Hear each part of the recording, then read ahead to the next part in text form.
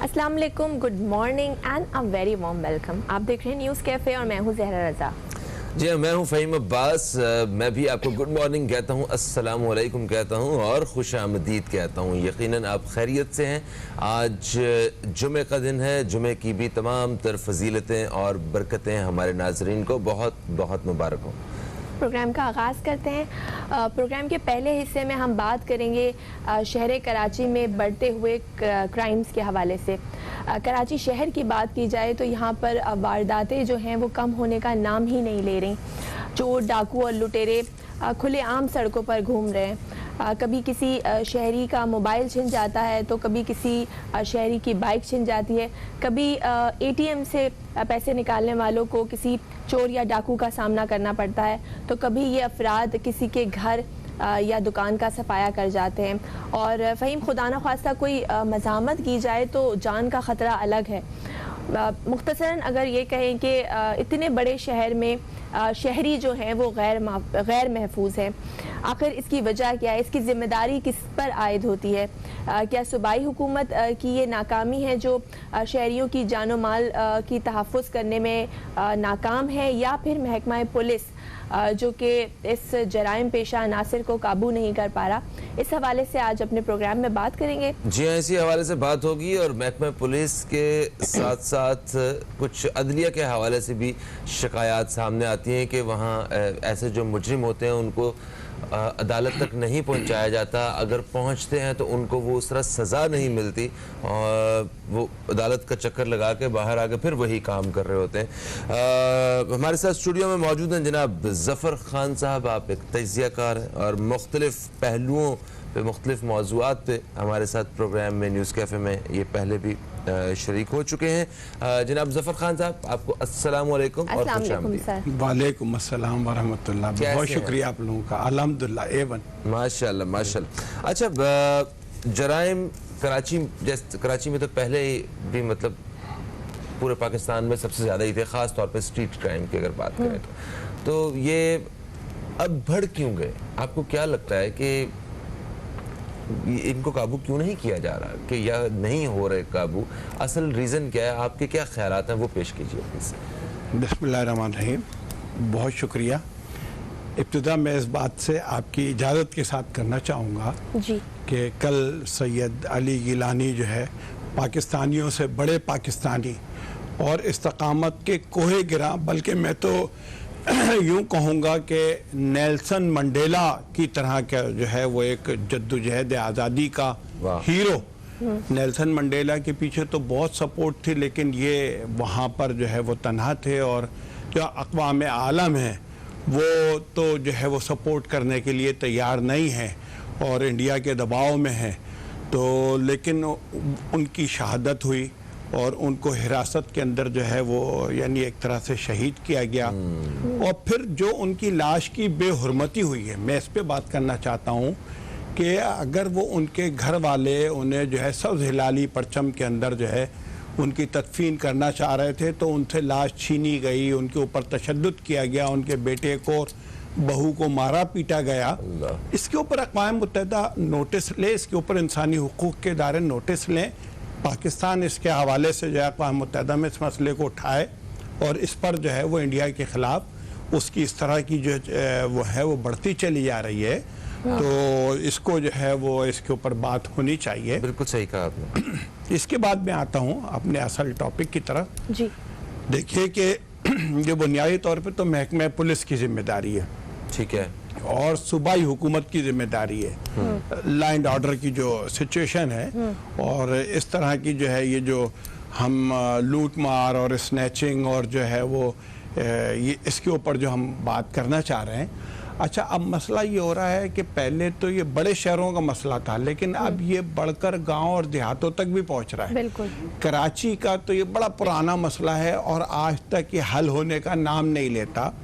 और यानी आप कह रहे थे कि जान का ख़तरा है, बल्कि मैं तो ये कहता हूँ कि सैकड़ों जानें सिर्फ इस बुनियाद पे चली गई कि चंद 100 रुपए छीनने के लिए, मोबाइल छीनने के लिए, बाइक छीनने के लिए ज़रा सी किसी शहरी ने मुज़ाहमत की, उसे गोली मार के जो है वो ख़त्म कर दिया गया।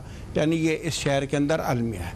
अच्छा, मैं इस पर ज़रूर ये बात करूँगा कि आप देखिए کہ اب جیسے کورونا کا مسئلہ ہے تو جو ہماری انتظامی مشینری ہے، اسسٹنٹ کمشنر ہیں، ڈپٹی کمشنر ہیں، جو ہے وہ ایس ایچ اوز ہیں اور دوسرے افسران ہیں، وہ سب کے سب متحرک ہو جاتے ہیں، وہ مارکیٹوں کے اندر آتے ہیں، کاروبار بند کراتے ہیں، دکانیں بند کراتے ہیں، اس حوالے سے جو ہے وہ اپنے ایکٹیویٹی بھرپور طریقے سے کر رہے ہوتے ہیں۔ لیکن یہ جو کرائم ریٹ جو بڑھ رہا ہے، جو اصل ان کی ذمہ داری ہے اور 24 گھنٹے کی ان کی ذمہ داری ہے، اور اس شہر کے اندر جو ہے وہ اس حوالے سے لوگ بار بار اس بات کا جو ہے وہ نوحہ پڑھ رہے ہوتے ہیں، شکایت کر رہے ہوتے ہیں، اس کے اوپر جو ہے وہ چیخ اور چلا رہے ہوتے ہیں، لیکن ان کی کوئی سنوائی نہیں ہو رہی۔ تو آپ یہ دیکھیے نا کہ روزانہ کا یہ معمول ہے، ہر محلے کا یہ معمول ہے۔ میں آپ کو یہ بتاؤں کہ صبح سویرے اگر آپ فجر کی نماز کے لیے اٹھیں اور مسجد جائیں تو آپ کو نظر آئے گا کہ اس شہر کی آبادیوں کے اندر اب یہ سلسلہ شروع ہو گیا کہ کندھے پہ ایک جو ہے وہ بوری رکھ لو، ایک جو ہے وہ تھیلا جو ہے وہ کندھے پہ لٹکا لو اور گلیوں میں اور محلے میں داخل ہو جاؤ۔ کسی کی بیٹری نکال کے اس میں ڈال لو، کسی کا تار کاٹ کے اس میں ڈال لو، کسی کا پائپ جو ہے وہ کاٹ کے ڈال لو، کوئی اکیلا جو ہے کوئی خاتون مل جائے تو اس کا موبائل چھین لو، کوئی جو ہے وہ، اور یہ سب کچھ جو ہے وہ پولیس کے اندر جو موجود کالی بھیڑے ہیں ان کے بغیر یہ ممکن نہیں ہے۔ میں آپ کو بتاؤں کہ میں جب نماز پڑھ کے نکلتا ہوں، جو مسجد ہے وہ بالکل مین روڈ کے اوپر ہے اور اس کے سامنے بالکل گرین بیلٹ ہے جو بالکل مین روڈ کے ساتھ ہے۔ وہاں جھنڈ کے جھنڈ جو ہے وہ بیٹھ کے منشیات جو ہے نا وہ استعمال کر رہے ہوتے ہیں، اس میں لڑکیاں تک موجود ہیں۔ جی اس میں دو لڑکیوں کو میں روزانہ صبح دیکھتا ہوں کہ وہ وہاں پر وہ پورا دائرہ لگا ہوا ہوتا ہے اور وہ جو ہے وہ سارے کے سارے جو ہے وہ اپنے جو ہے وہ ہیروئن پی رہے ہوتے ہیں اور بالکل مین روڈ پہ بیٹھ کے مسجد کے گیٹ کے سامنے۔ ہم یہ بات کریں گے کہ اس طرح دن دہاڑے جس طرح آپ نے بتایا کہ جرم ہو رہے ہیں، جرائم ہو رہے ہیں، تو سر پھر وہی بات کہ مجرم کے جب دلوں سے سزا کا خوف ختم ہو جائے اور ان کو یہ پتا ہو کہ اگر وہ پکڑے بھی جائیں گے تو چند پیسے دے کر چھوٹ جائیں گے، تو پھر ہم ان کو کیسے روک سکتے ہیں؟ تو سزائیں کا ہونا کتنا ضروری ہے؟ اس کا جو پروسیس ہے وہ بہت زیادہ ہوتا ہے، لمبا ہوتا ہے، عدالت میں کیس چلتا ہے، یا کچھ کرائمز تو ایسے ہیں جو رپورٹ ہی نہیں ہوتے۔ اس حوالے سے ہم بات کریں گے کہ سزاؤں کا خوف جب ختم ہو جائے تو پھر اس طرح کے کرائم بڑھتے ہیں۔ لیکن فی الحال وقت ہو گیا ایک بریک کا، کہیں مت جائیے گا، ملتے ہیں ایک چھوٹی سی بریک کے بعد۔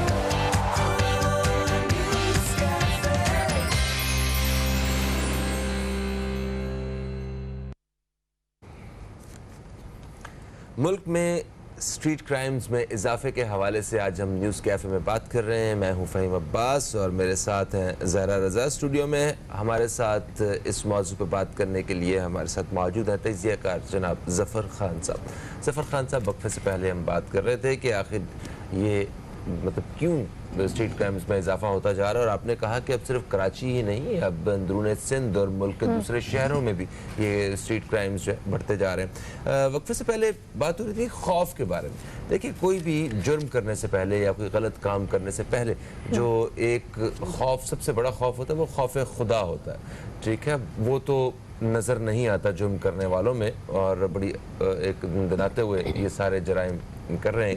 اس کے ساتھ ساتھ کچھ سزا کا ایک ڈر ہوتا ہے کہ اگر ہم پکڑے گئے تو ہمیں یہ سزا ہو جائے گی، جوتوں کا ڈر، ٹھیک ہے، کہ چھترول ہوگی ہماری، یہ پکڑے جائیں گے۔ پھر کوئی عزت کا ایک ہوتا ہے کہ مطلب گھر میں پولیس آ جائے گی یا کوئی پتہ چل جائے گا کسی کو کہ اس نے تو چوری کی ہے یا اس نے تو مطلب یہ اس طرح ڈکیتی کرتے ہیں، کسی قسم کا کوئی خوف ہی نہیں۔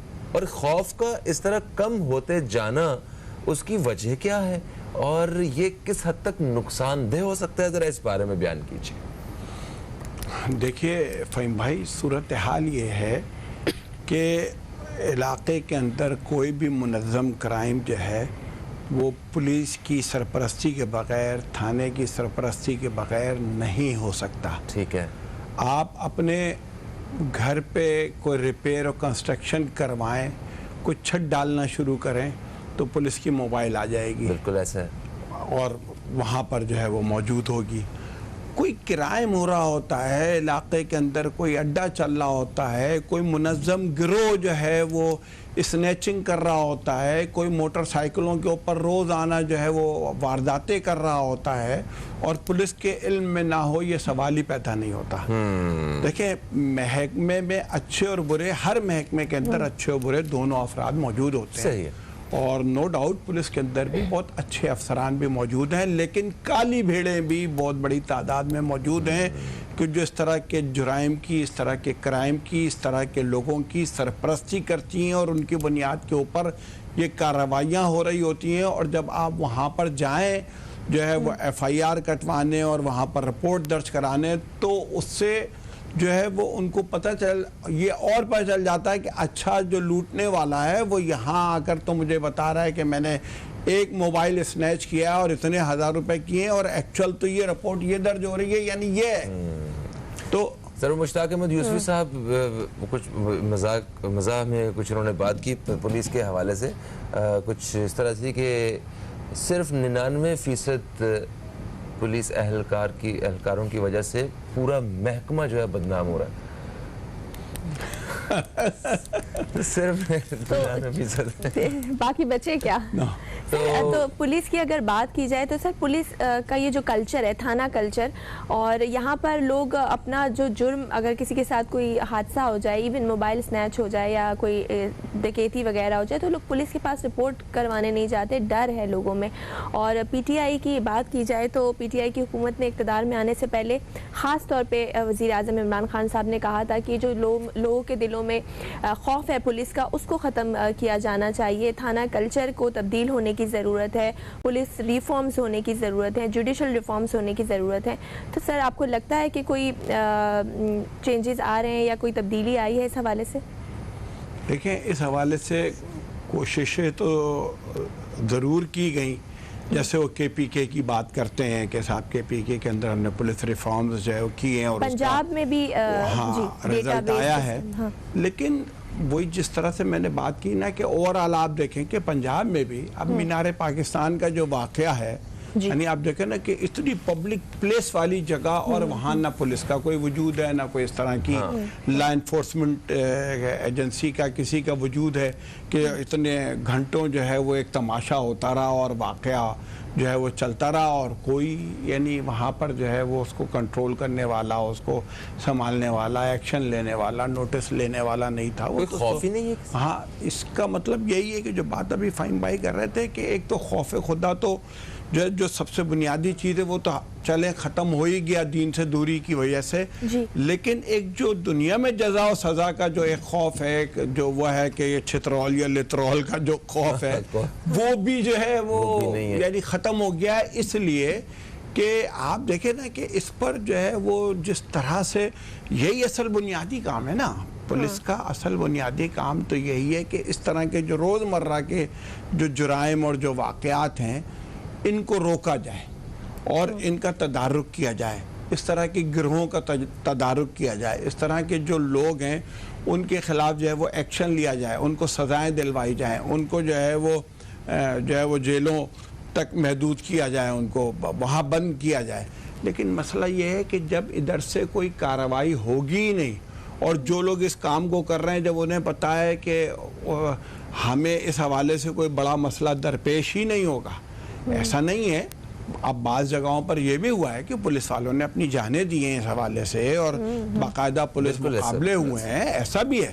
یعنی ہم ان کو تو اس طرح کے جو یعنی پولیس اہلکار ہیں ان کو تو ہم اور آپ سب اپریشیٹ بھی کرتے ہیں، سلوٹ بھی کرتے ہیں، لیکن جو کالی بھیڑیں ہیں ان کا جو خاتمہ ہو، ان کے خلاف جو کارروائی ہو، اور جو اس طرح سے جو تھانے کا جو کنٹرول علاقے کے اندر کرائم کے حوالے سے، یہی جو اس طرح کے روزمرہ کے جو جرائم ہے اس کے حوالے سے اگر تھانے کا کنٹرول نہیں ہے تو پھر جو ہے اس کا ذمہ دار تو تھانے کا کہ جو افسران ہیں، تھانے کا جو ایس ایچ او وہ ہے نا، اور اس کے خلاف کارروائی ہونی چاہیے کہ اس طرح کا جرائم کی شرح آپ کے علاقے میں، آپ کی حدود میں کیسے بڑھ رہی ہے، لوگوں کی شکایتیں آ رہی ہیں۔ اب تو ٹھیک ہے رپورٹ درج کرانے نہیں جاتے، اوائڈ کرتے ہیں کہ معافی چاہتا ہوں، جو خوف ہے نا وہ عام شہریوں کے دلوں میں ہے، جو مجرم ہے نا ان کے دلوں میں نہیں ہے۔ ٹھیک ہے. اور یہ اصل میں تھوڑا سا الٹ ہونا چاہیے کہ خوف مجرم کے اس میں ہونا چاہیے, جس نے کچھ نہیں کیا اس کے دل میں کوئی خوف نہیں ہونا چاہیے پولیس اور عدالت سے. ٹھیک بات ہے, اس پہ تو کوئی دو رائے ہے ہی نہیں, اس پہ تو کوئی اختلاف ہے ہی نہیں نا کسی کا. یہ تو آپ بالکل بہت صحیح بات کر رہے ہیں نا, اور ہو یہی گیا ہے کہ الٹ ہے معاملہ. لیکن میں بات یہ کر رہا تھا کہ دیکھیے اب لوگ رپورٹ درج کرانے تو بالعموم اس طرح کے اس کی نہیں جاتے, صحیح, لیکن سوشل میڈیا کا جو ایک ہتھیار لوگوں کے پاس آیا ہے, سوشل میڈیا پہ بہت ساری چیزیں وائرل ہو جاتی ہیں کہ اس میں جو ہے کہ صاحب اسنیچنگ جو ہے وہ جو لوگ کر رہے ہیں اس کے اندر ان مجرموں کی تصویریں تک آ جاتی ہیں, ان کے چہرے تک آ جاتے ہیں. سی سی ٹی وی کا جو سسٹم ہمارے یہاں ہے وہ اتنا اچھا نہیں ہے, اس کا اتنا معیاری نہیں ہے, اس کا اتنا جو ہے پورا جو ہے وہ کوریج نہیں ہے. لیکن اس کے باوجود بھی یہ سوشل میڈیا, یہ موبائل اور یہ جو اس کے اوپر جو ہے ویڈیو بنا لینا یا اس کے اوپر تصویر کھینچ لینا اور ڈال دینا, یہ آپ دیکھیں کہ بہت سارے معاملات میں اب یہ بھی یہ ایک ایسا ٹول ہے ہو سکتا ہے. اچھا سر صحیح ہے, سی سی ٹی وی میں ٹھیک ہے, ایک تو وہ جو نظام حکومت کی طرف جانب سے سڑکوں پہ ہونا چاہیے وہ تھوڑا سا ویک ہو سکتا ہے, مگر لوگوں نے جو اپنی سیکیورٹی کے لیے سی سی ٹی وی کیمراز اور یہ سارا ایک سسٹم اپلائی کروایا ہوا ہے, اس میں جو شکلیں آتی ہیں سارے ریکارڈ ہوتے ہیں کہ معاملات, ان کے اوپر بھی کوئی عمل درآمد اس طرح نہیں ہو پاتا. ہم ذرا بات کریں کہ اور کون کون سے طریقے ہو سکتے ہیں اسٹریٹ کرائمز کو قابو کرنے کے حوالے سے. ایک چھوٹا سا وقفہ بیچ میں آ گیا دوستو, ایک وقفے کے بعد آپ سے دوبارہ ملاقات ہوتی ہے. کہیں مت جائیے, اب تک دیکھتے رہیے نیوز کیفے, دیکھتے رہیے.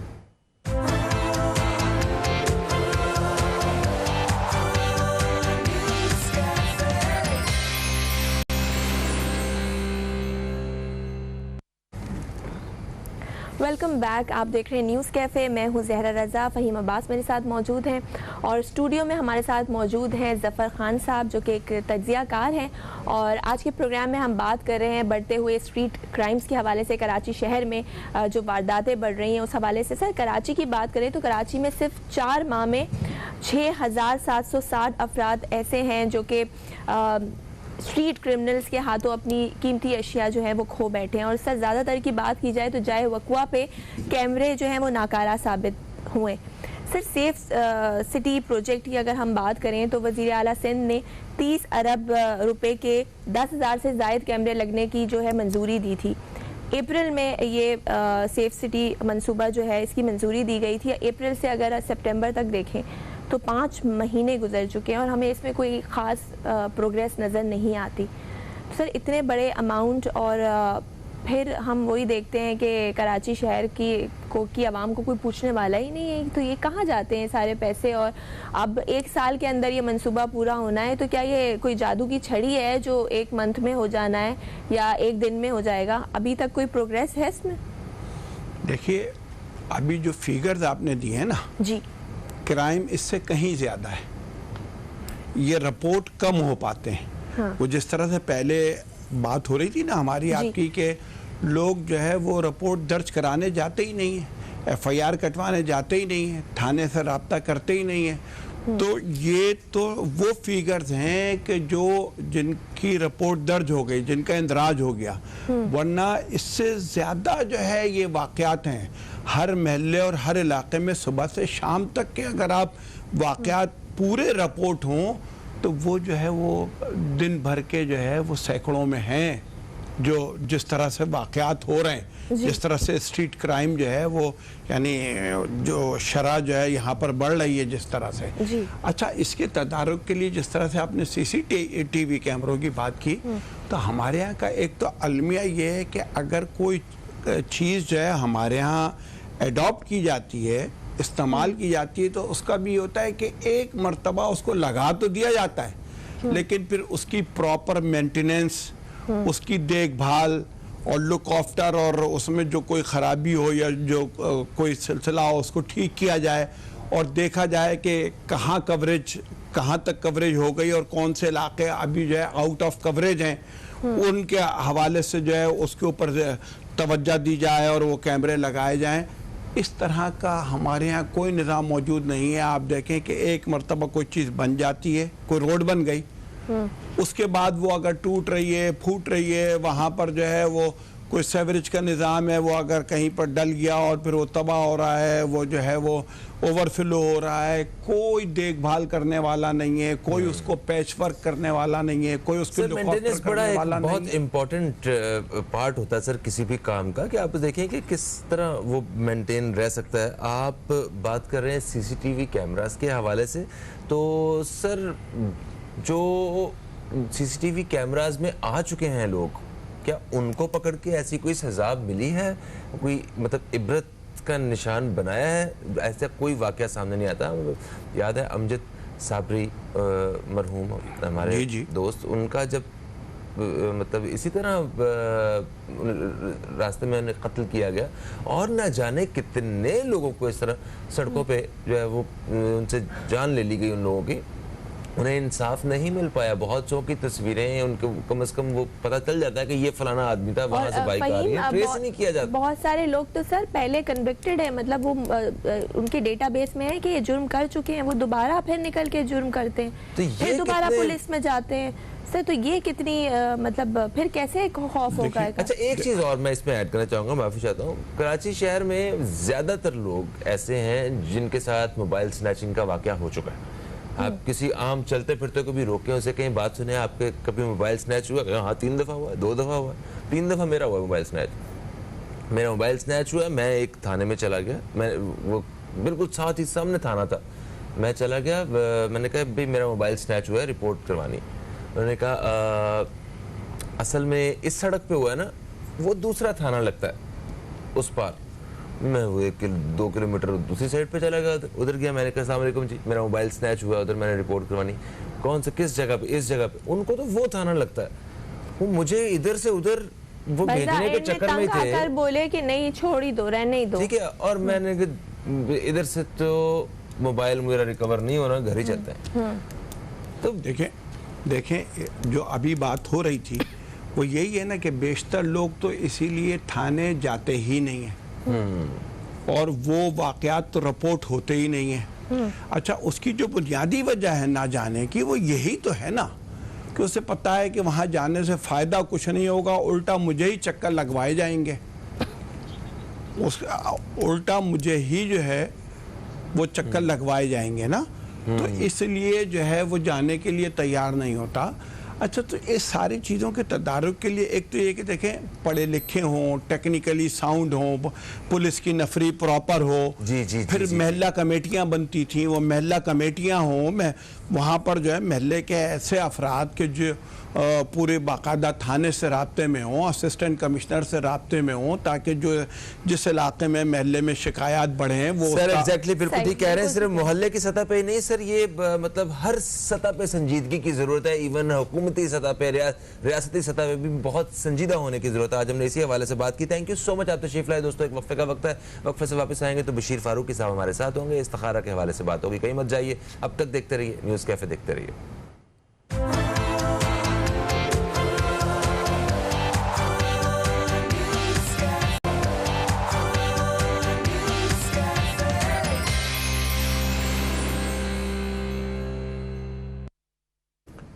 ایک وقفے کے بعد آپ کو پھر سے خوش آمدید۔ آپ دیکھ رہے ہیں نیوز کیفے، میں ہوں فہیم عباس، اور پروگرام کے دوسرے حصے میں ہم بات کریں گے استخارہ، روحانی اور شرعی رہنمائی کے حوالے سے۔ ہمارے ساتھ اسٹوڈیو میں موجود ہیں جناب حضرت مولانا بشیر فاروق قادری صاحب، جو کہ ایک نامور اسلامک اسکالر ہیں اور سیلانی ویلفیئر انٹرنیشنل ٹرسٹ کے چیئرمین بھی۔ آپ کو خوش آمدید، السلام علیکم، کیسے ہیں آپ؟ وعلیکم السلام ورحمۃ اللہ وبرکاتہ، الحمدللہ رب العالمین۔ ماشاءاللہ ماشاءاللہ۔ 6 ستمبر آنے والا ہے اور پوری یوم دفاع کے حوالے سے ساری تیاریاں وغیرہ چل رہی ہیں۔ ماشاءاللہ ماشاءاللہ ماشاءاللہ۔ 6 ستمبر کے ساتھ 7 ستمبر کا دن بھی مجھے وہ یاد آتا ہے۔ 1974 میں 7 ستمبر کو قومی اسمبلی میں عقیدہ ختم نبوت کے تحت قادیانیوں کو غیر مسلم قرار دیا گیا تھا۔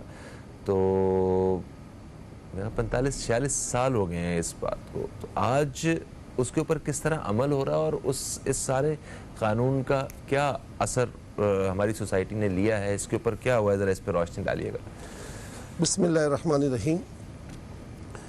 کئی دہائیوں کی محنت کے بعد حضرت علامہ شاہب نورانی صاحب اور ان کی ٹیم نے آخر کار 1974 کی قومی اسمبلی میں یہ بل پاس کروایا کہ قادیانی کافر ہے، اور پوری اسمبلی میں اس وقت ذوالفقار بھٹو صاحب جو تھے وہ وزیر اعظم تھے، انہوں نے اس پر دستخط کی۔ اب اس کو 46 سال گزر گئے، مگر بدقسمتی سے آج تک بھی لوگوں کو یہ بات جو ہے پوری طرح جو ہے یقین نہیں آ رہا، معاذ اللہ۔ کبھی ان کو کوئی کہتا ہے کہ یہ لاہوری مسلم، کبھی کہتا ہے احمدی مسلم، یہ مسلمان ہیں ہی نہیں، یہ تو مرتد ہیں۔ ان کو مسلم کہنے والا شخص تو خود کافر ہو جائے گا کہ ایک شخص رسول اللہ صلی اللہ علیہ وسلم کا باغی ہے، غدار ہے، حضور صلی اللہ علیہ وسلم نے جن کو دجال کہا وہ دجال کا ماننے والا ہے، اس دجال کو ماننے والا کو آپ کو لاہوری مسلم، یا مطلب یہ نہیں کہ ہمارے بھائی، پچھلے وزیر اعظم نے کہا تھا یہ تو قادری ہمارے بھائی ہیں، بھائی کیسے ہو سکتے ہیں، تو مرتد ہیں۔ ایک صاحب لندن میں بیٹھے ہوئے انہوں نے کہا کہ میرے بس چلے تو میں ان کے لیے مسجد بناؤں۔ بھائی تم پھر اپنے کو مسلمان مت بولو، اگر مسلمان اگر ہو تم تو کم از کم رسول اللہ صلی اللہ علیہ وسلم کی ختم نبوت اگر تمہارا یقین نہیں تم پھر کیسے مسلمان ہو؟ تو بدقسمتی ہماری ہے کہ ہماری رگوں میں آج قادیانی گھسے ہوئے ہیں، ہمارے نصاب میں گھسنا چاہتے ہیں، ختم عقیدہ ختم نبوت پر جو ہے ہر طرح کی کاری ضرب لگانا چاہتے ہیں۔ تو دیکھیے بات یہ ہے کہ اس موضوع میں کوئی کمپرومائز نہیں۔ قادیانی دنیا کا بدترین کافر ہے، قادیانی دنیا کا بدترین کافر ہے، یہ عام کافروں سے بڑا کافر ہے۔ اس لیے خدا را پاکستان کی اسمبلی نے یہ فیصلہ کیا تھا، اور ہوش کے ناخن لے، چھوٹا یا بڑا کان کھول کے سن لے کہ یہ بہت بڑا جرم ہے کہ قادیانی کو کہنا کہ یہ احمدی مسلم ہے۔ مسلم کہاں سے ہو گئی ہے؟ اچھا، اب آج یوم شہادت بھی ہے حضرت امام زین العابدین رحمۃ اللہ علیہ کا، تو ان کے حوالے سے جو ہے کیا؟ امام زین العابدین رضی اللہ تعالیٰ عنہ کی 25 محرم الحرام کو شہادت ہوئی تھی۔ یہ وہ ہیں امام حسین کے شہزادے، مولا مشکل کشا علی المرتضیٰ کے ہم شکل، اور یہ عبادت گزاروں کی جان ہے، زینت ہے۔ تو آپ کی زندگی جو ہے قیامت تک کے لیے عبادت گزاروں کے لیے جو ہے نا ایک بہت بڑا مشعل راہ ہے کہ جو شخص اتنا عبادت گزار ہو اور جب وضو کرنے کے لیے بیٹھے تو رنگ پیلا ہو جائے، فق ہو جائے۔ اللہ اکبر۔ لوگوں نے کہا حضرت یہ کیا بات ہے، جب آپ وضو کے لیے بیٹھتے تو آپ کا رنگ پیلا ہو جاتا ہے؟ کہا نادرا تمہیں پتہ نہیں میں کس سے ملاقات کے لیے جا رہا ہوں۔ سبحان اللہ، سبحان اللہ۔ پھر ان کو مسکراتے ہوئے کسی نے نہیں دیکھا کسی نے۔ ایک مرتبہ صرف 25 افراد حرم میں موجود تھے، 25 یا 30 افراد ہو گئے، اور ایک شخص اپنے چہرے پر جو ہے نا رات کے آخری حصے میں جو ہے وہ کپڑے کچھ چہرے پر جو ہے ایک چادر ڈال کر آتا ہے، اور حجر اسود کو چومنے کے بعد پھر مقام ملتزم پر نبٹ جاتا ہے، اور اس طرح کہتا ہے کہ اے اللہ تیرے درختوں میں اتنے پتے نہیں ہیں جتنے میرے گناہ ہیں، ریت کے اتنے ذرات نہیں ہیں جتنے میرے گناہ ہیں، سمندر کے اگر قطرے بنا لیے جائیں تو اس میں جتنے قطرے اس سے بڑھ کر میرے گناہ ہیں۔ اس طرح وہ گریہ وزاری کر رہے تھے، تو اطراف پہ جو طواف کر رہے تھے ان کو بھی رحم آ گیا کہ یار کیسا بڑا گناہ گار ہوگا۔ لوگ یوں کہنے لگے کہ یا اللہ جو میں نے حج کیے اس کے صدقے اس شخص کو معاف کر دے، میں نے طواف کیے اس کے صدقے اس کو معاف کر دے۔ لوگ سمجھے کہ کون بڑا گناہ گار ہے، کہتا ہے کہ ریت کے ذرات سے بڑے میرے گناہ ہیں۔ اور پھر کسی نے کہا کہ اتنی آہو زاری کر رہے ہو، کم از کم اپنا چہرہ تو دکھاؤ، کون ہو؟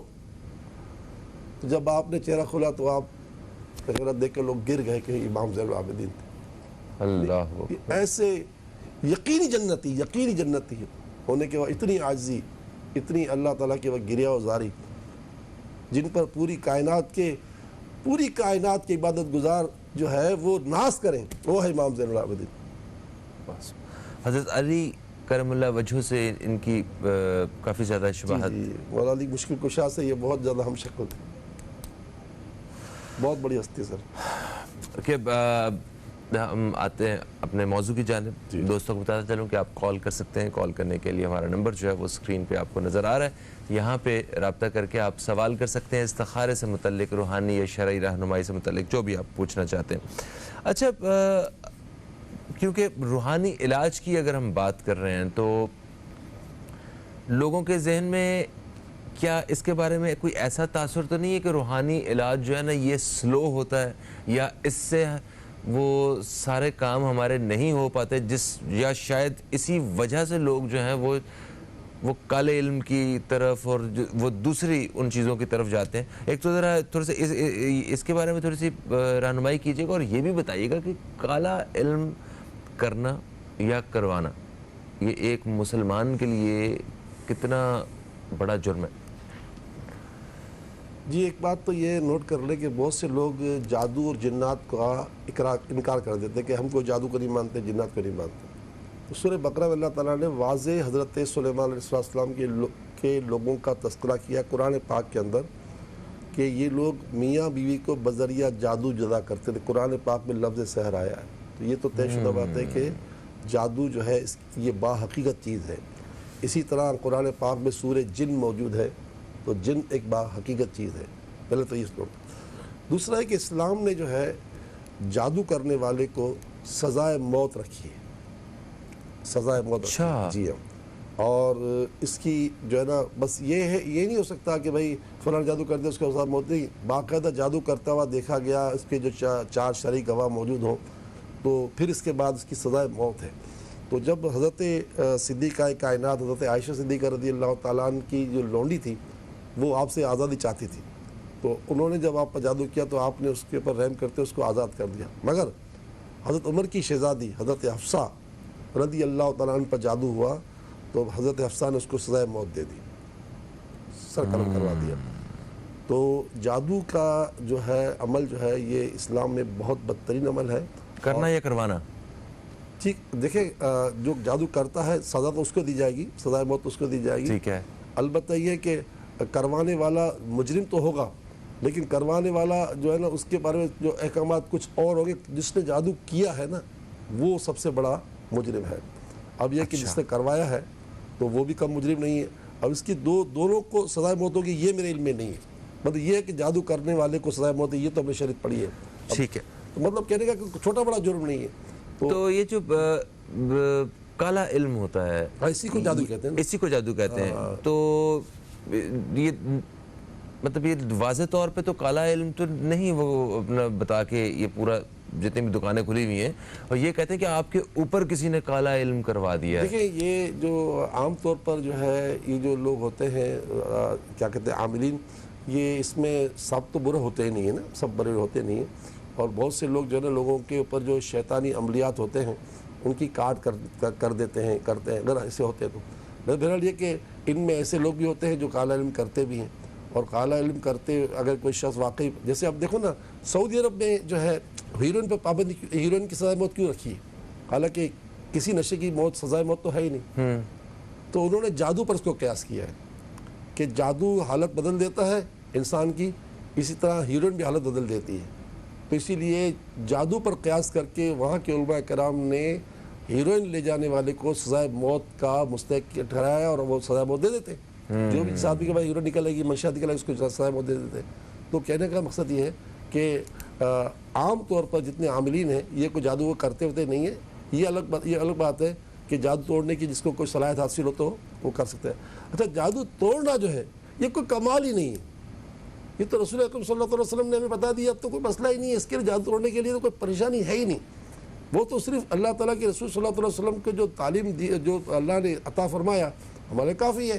جب لبید کی بیٹیوں نے سرکار دو جہاں صلی اللہ علیہ وسلم کے کچھ بال اور کنگھی کے کچھ دانے سرکار صلی اللہ علیہ وسلم کے انہوں نے حاصل کر لی، اس بالوں پر انہوں نے کنگھی کے دانوں پر گرہ لگائے اور اس پہ پھونکا، منتر پھونکا، اور اس کو پھر سرکار صلی اللہ علیہ وسلم کے لیے انہوں نے ایک پتلا بنایا، اور پھر وہ کسی جگہ انہوں نے قبرستان یا کسی جگہ پر اس کو گاڑ دیا، اور اس طرح سرکار صلی اللہ علیہ وسلم کی حالت میں اس طرح تبدیلی آئی کہ جیسے کہ سرکار صلی اللہ علیہ وسلم نے فرمایا کہ میں نے کام کیا تھا یہ نہیں کہتے آقا کو تو اچھا یہ سب ہونا اس لیے تھا کہ قیامت تک کے لیے آسانی ہو جائے، ورنہ تو حضور صلی اللہ علیہ وسلم تو پوری کائنات کے اللہ کے اذن سے مالک و مختار ہے، وہ تو جو ہے نا سمندروں کو بلا لیں، ہواؤں کو بلا لیں، آسمان کو جو چاہے کر لیں، لیکن یہ سب کچھ اس لیے ہونا تھا کہ تعلیم امت کے لیے تھا۔ جب سرکار صلی اللہ علیہ وسلم کے پاس جب یہ تکلیف ہوئی تو جبریل امین آئے، سورہ فلق دی، سورہ ناس پیش کی، اور سورہ فلق ناس کے بعد پھر حضرت علی کے لیے حکم جاری کروایا کہ ان کو کہو کہ وہ جگہ سے پتلا نکال دے. آپ نے سورہ فلق اور ناس پڑھی تو اگر پتلا نہ بھی نکلے وہ تو سرکار نے نکلوایا تو حضرت علی کو خاص حکم دیا, ورنہ اگر یہ سورہ فلق اور سورہ ناس سے بندہ کاٹ کرے تو کہیں پتلا گڑا ہوا بھی تو کچھ بھی نہیں فرق پڑتا. بالکل صحیح سر. اس حوالے سے مزید بات کرنا چاہوں گا میں. ایک چھوٹا سا وقفہ ہے دوستو, وقفے کے بعد آپ کی خدمت میں حاضر ہوتے ہیں. کہیں مت جائیے, اب تک دیکھتے رہیے نیوز کیفے, دیکھتے رہیے.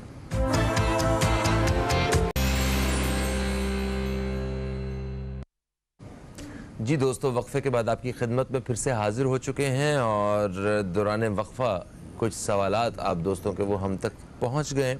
ان سوالات کے جوابات کا سلسلہ شروع کرتے ہیں. وقفے سے پہلے ہم بات کر رہے تھے سر کالے علم اور جادو کے حوالے سے, تو ہم نے کہا تھا واپس آ کے اس بارے میں مزید بات کرتے ہیں. ایک اور تاثر بھی یہ سمجھا جاتا ہے کہ اگر کسی کے اوپر کوئی جادو ہو گیا ہے یا کسی نے ڈائیگنوز کر دیا ہے, یہ تشخیص کر دی کہ آپ کے اوپر جادو ہے, اور ساتھ یہ بھی کہہ دیا کہ آپ کے اوپر تو کالا جادو ہوا ہے, کالا علم, تو اس کی کاٹ بھی جادو سے ہی ہوگی, اسی کالے علم سے ہی ہوگی جس کو ابھی آپ نے اور ویسے بھی ہمارے دین اسلام میں جو ہے وہ منع فرمایا گیا.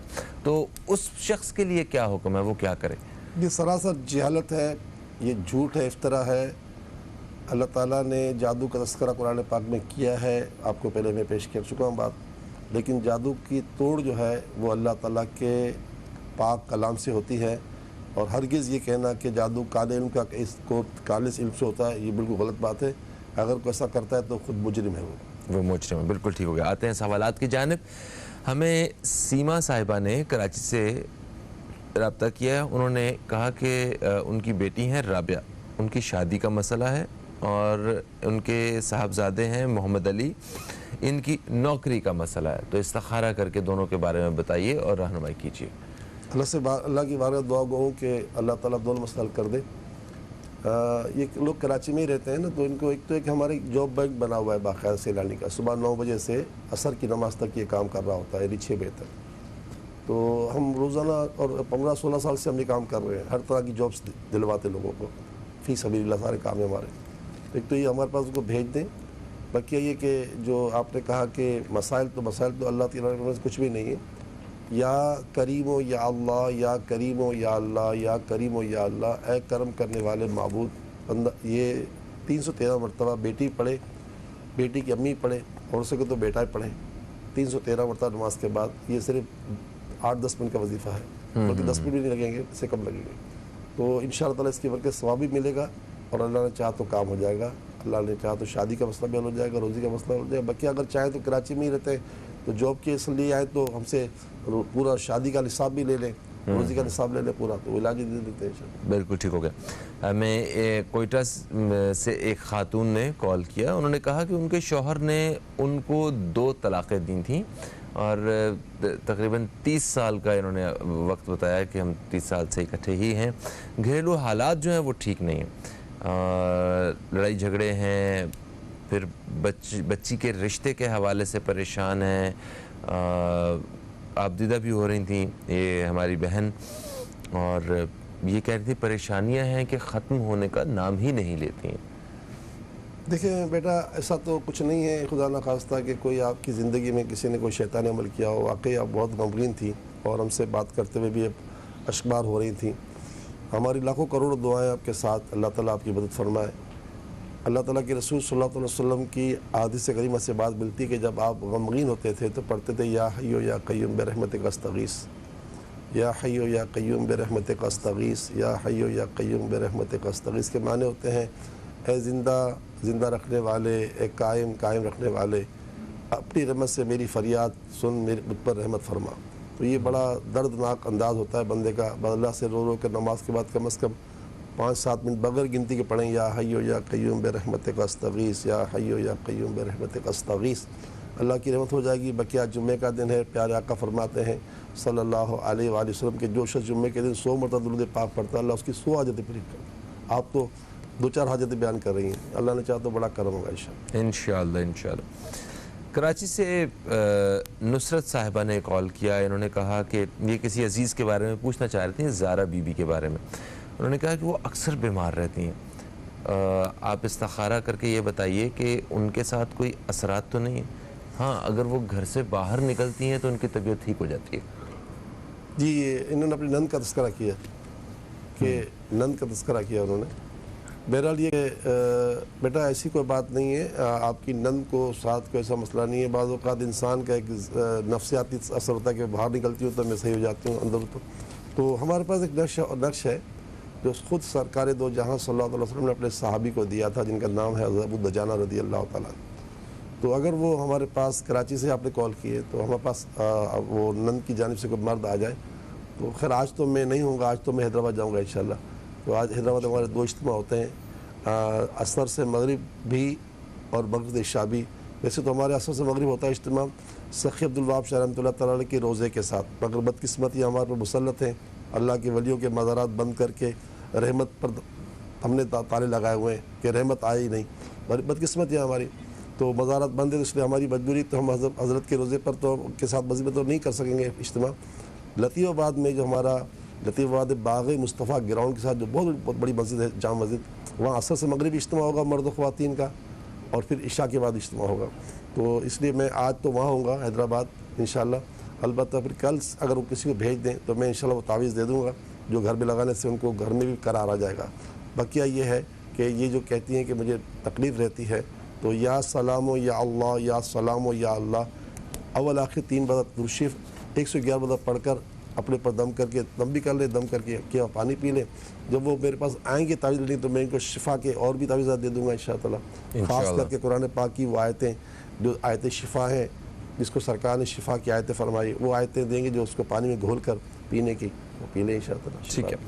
اچھا کوئٹہ سے ایک اور خاتون, ان کا بھی ہمیں انہوں نے بھی ہم سے رابطہ کیا. انہوں نے کہا کہ ان کی اولاد جو ہیں وہ نافرمان ہے اور طبیعت بھی ان کی ٹھیک نہیں رہتی ہے, پریشان تھیں. ہاں دیکھیں, ایک تو یہ کہ آج یوم الجمعہ ہے نا, تو جمعۃ المبارک کے دن خاص کر کے 2-3 باتیں میں کہتا ہوں. ایک بات تو یہ ہے کہ آج نماز جمعہ یا ظہر کی نماز کے بعد 1001 مرتبہ بچوں کے ابو یا بچوں کی امی, یہ خود جو خاتون خود ہی 1001 مرتبہ یا ودود ہو یا ودود ہو یا ودود ہو یا ودود ہو یا ودود پڑھ کر جو ہے چینی اور نمک پر دم کر دیں, اور یہ ہر ہفتے کریں, اور پورے ہفتے اسی چینی اور نمک سے پورے گھر کے کھانے پکتے رہیں. جو بھی کھانا کھائے گا نا اس کے دل میں محبت پیدا ہوگی, کیونکہ ودود کے معنی ہی محبت کرنے والی ذات. یہ جو بچے لڑتے ہیں, شوہر لڑتے ہیں, بیویاں لڑتی ہیں, ساس لڑتی ہے, بہو لڑتی ہیں, یہ سب کے دل انشاءاللہ موم ہو جائیں گے. ایک تو یہ کر لیں. بقیہ یہ کہ خاص الخاص وظیفہ یہ ہے کہ جمعۃ المبارک کا دن جو ہے ولادت آدم علیہ السلام ہے, حضرت آدم علیہ السلام کی ولادت کا دن ہے. تو ولادت آدم کا وقت جو ہے نا وہ عصر سے مغرب ہے.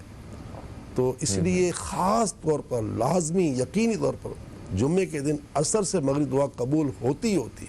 تو جمعے کے دن کوشش کریں خواتین عصر کی نماز کے بعد کوئی کام نہ کریں. ویسے بھی کام ہوتا تو نہیں اس وقت, تو بس عصر کی نماز کے بعد مسلسل پڑھنا شروع کر دیں, یا اللہ ہو یا رحمان ہو یا رحیم, یا اللہ ہو یا رحمان, بے حساب پڑھیں. اور جب دیکھیں کہ اب مغرب کا ہونے والا ہے, 10 منٹ باقی ہیں, تو اپنے رب سے اپنے گناہوں کی توبہ کریں, آنسو بہائیں, اور گر گڑا کے معافی مانگنے کے بعد پھر اپنی حاجت پیش کریں. تو ممکن نہیں کہ آپ کی دعا قبول ہو انشاءاللہ. تو یہ عورتیں کریں گھر میں, مرد مسجد جا کے کر لے گا. ایک وقفے کا وقت ہے دوستو, وقفے سے واپس آتے ہیں تو آپ کے سوالات جو ہیں وہ شامل کریں گے جو دوران وقفہ ہم نوٹ کرنے والے ہیں, اور کچھ سوالات ہمارے پاس ابھی موجود بھی ہیں, ان کو بھی ہم وقفے سے واپس آ کے شیئر کرتے ہیں. کہیں مت جائیے, اب تک دیکھتے رہیے نیوز کیفے, دیکھتے رہیے.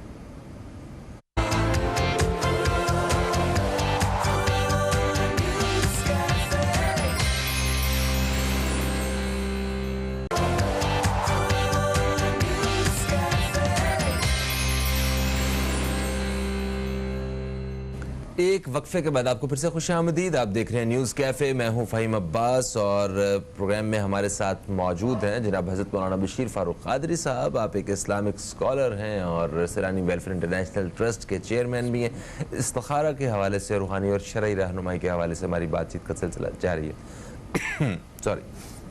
وقفے سے پہلے کچھ سوالات باقی تھے اور ہم نے 2 سوالات جو ہیں وہ وقفے میں بھی شامل کیے ہیں. وقت کم تھا, دل کر رہا تھا کہ ہم اور بھی آپ کی کال شامل کر سکیں.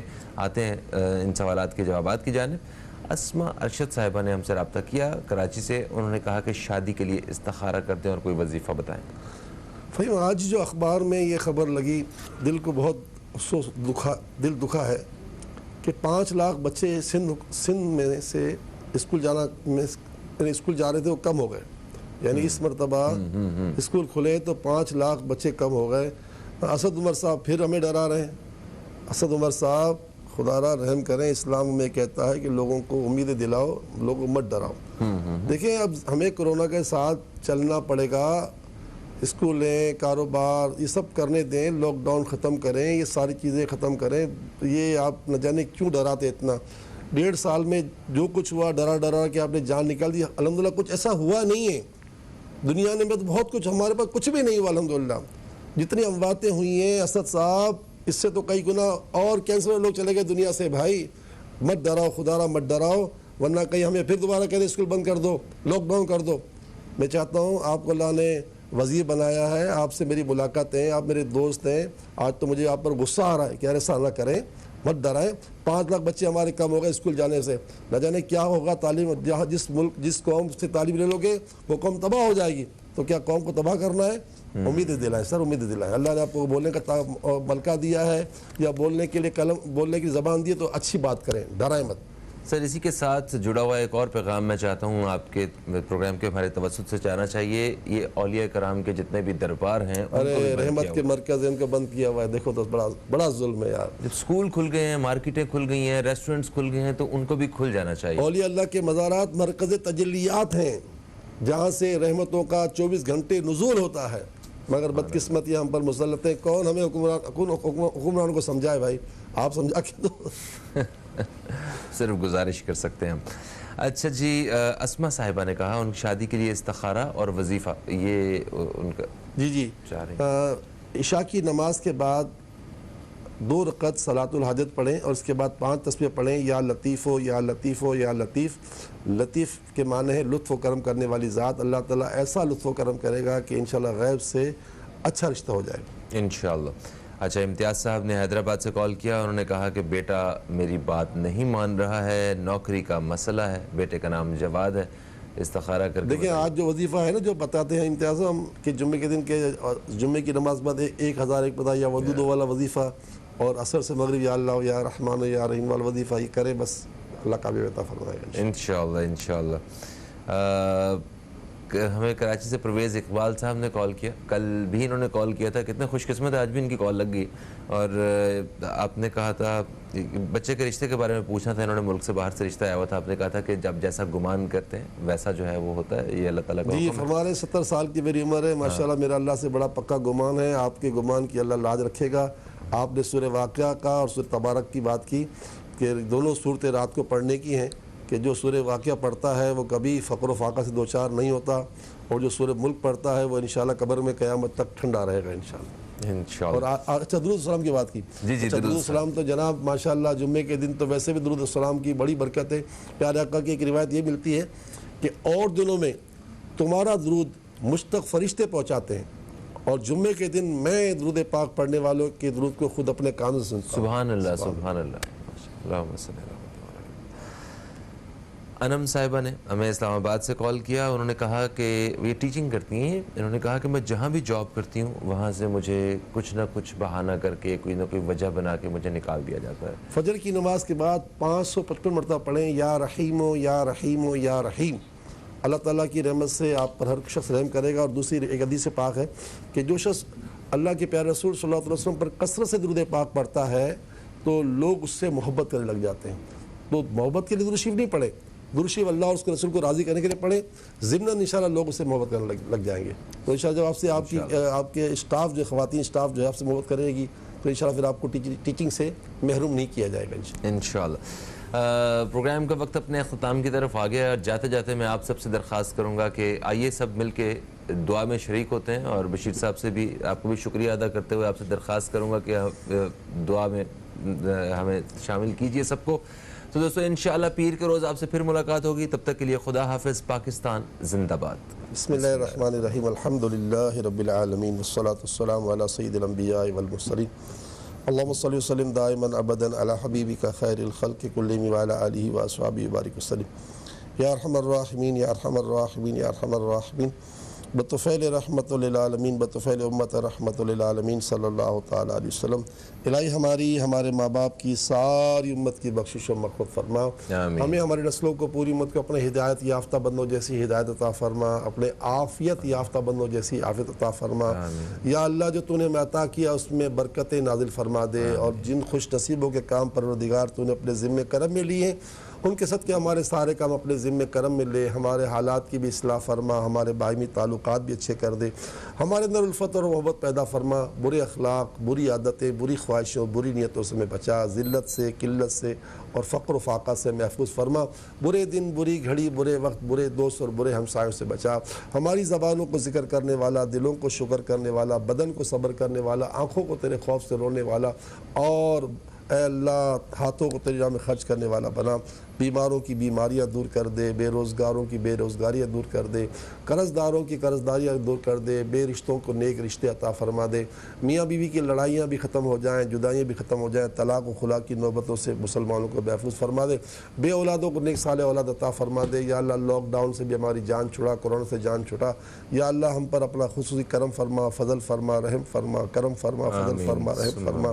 کرم فرما، فضل فرما، رحم فرما، رحم فرما، رحم فرما، رحم فرما، رحم فرما، آمین آمین آمین آمین یا رب العالمین۔ صلی اللہ تعالیٰ علی خیر خلقہ محمد وعلی آلہ واصحابہ اجمعین برحمتک یا ارحم الراحمین، لا الہ الا اللہ محمد رسول اللہ صلی اللہ علیہ وسلم۔